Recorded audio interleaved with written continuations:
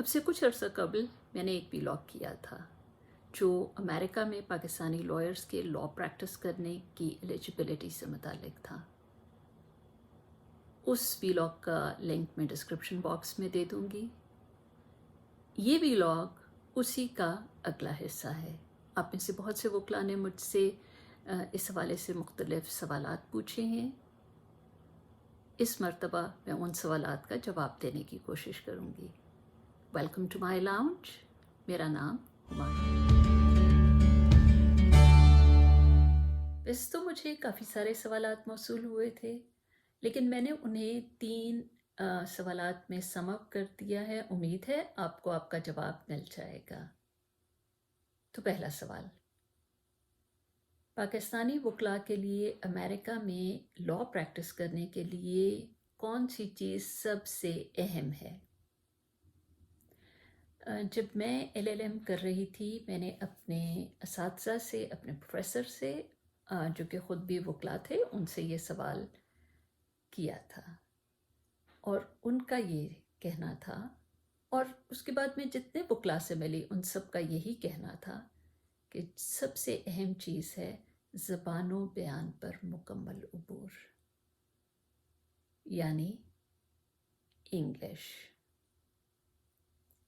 जी हाँ, सब ने मुझे यही कहा था, और साथ ये भी कहा था कि अगर किसी को अमेरिका में लॉ प्रैक्टिस करना है तो उसके लिए ये बहुत अहम है कि स्कूल से लेकर यूनिवर्सिटी तक जिस कदर मुमकिन हो इंग्लिश के कोर्सेस लें। आपकी ग्रामर बिल्कुल दुरुस्त होनी चाहिए, आपका लबो लहजा बिल्कुल ठीक होना चाहिए। दूसरा सवाल, पाकिस्तानी वकला के लिए अमेरिका में लॉ प्रैक्टिस के हवाले से सबसे मुश्किल मरहला कौन सा है?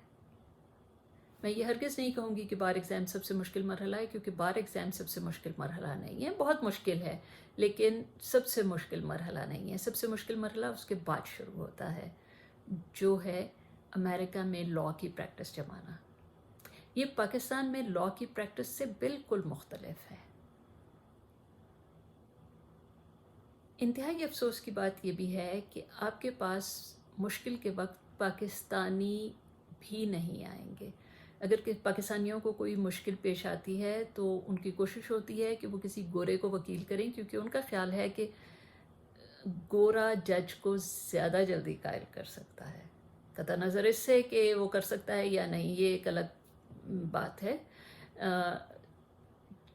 मैं आपको सिर्फ ये बताना चाह रही हूँ कि अपनी कम्युनिटी पर बहुत ज़्यादा रिलाय करने की ज़रूरत नहीं है, क्योंकि आपकी कम्युनिटी भी इस हवाले से आपकी मदद नहीं करेगी।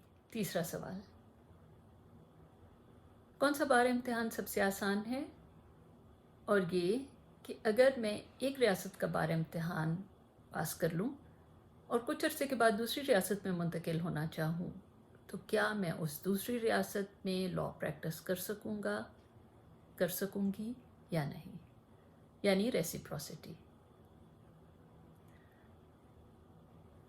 मुझे नहीं पता कि किस रियासत का बार इम्तिहान सबसे आसान है। मैंने ये इम्तिहान नहीं दिया।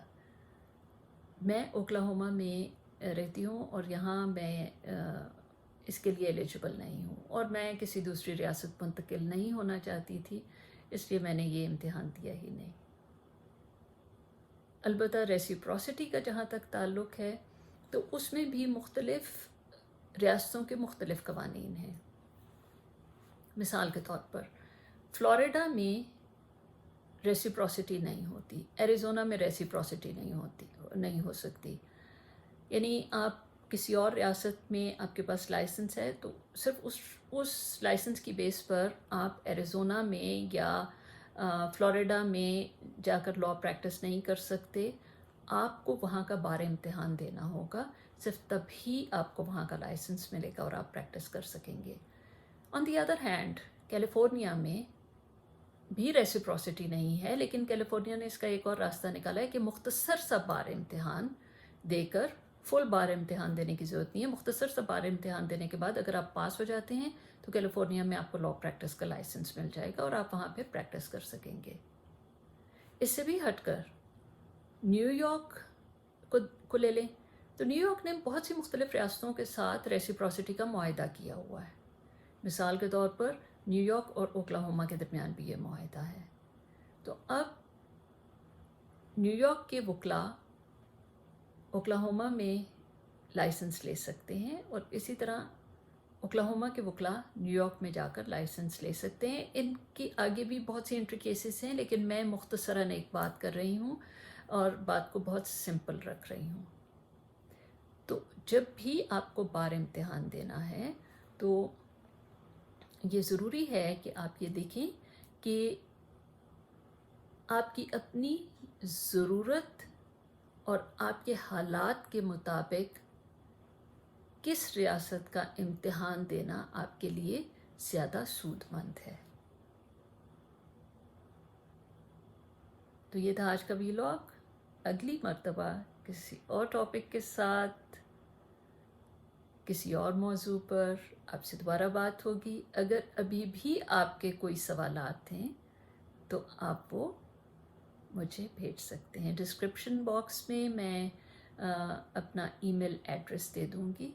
اگر آپ کو مجھ سے کوئی بھی سوال پوچھنا ہو یا آپ کسی اور ٹاپک پر امریکہ سے متعلق یا لاء پریکٹس کے حوالے سے بات کرنا چاہیں تو مجھے ای میل پر بھی رابطہ کر سکتے ہیں. شکریہ.